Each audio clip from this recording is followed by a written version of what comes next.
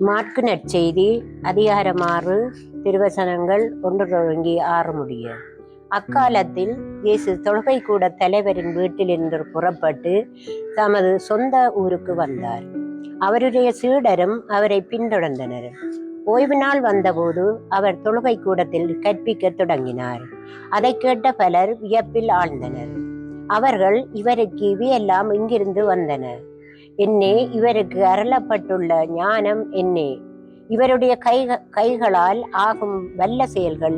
இவர் தச்சர் அல்லவா? மரியாவின் மகன்தானே? யாக்கோபு, யோசே, யூதா, சீமோன் ஆகியோர் இவருடைய சகோதரர் அல்லவா? இவர் சகோதரிகள் இங்கு நம்மோடு இருக்கிறார்கள் அல்லவா என்றார்கள். இவ்வாறு அவரை ஏற்றுக்கொள்ள அவர்கள் தயங்கினார்கள். இயேசு அவர்களிடம், சொந்த ஊரிலும் சுற்றத்திலும் தம் வீட்டிலும் தவிர மற்றெங்கும் இறைவாக்கினர் மதிப்பு பெறுவர் என்றார்.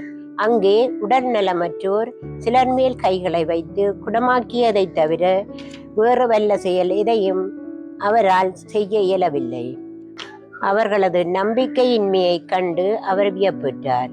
அவர் சுற்றிலும் உள்ள ஊர்களுக்கு சென்று கற்பித்து வந்தார். இயேசு கிறிஸ்துவின் நற்செய்தி. கிறிஸ்துவே உமக்கு புகழ்.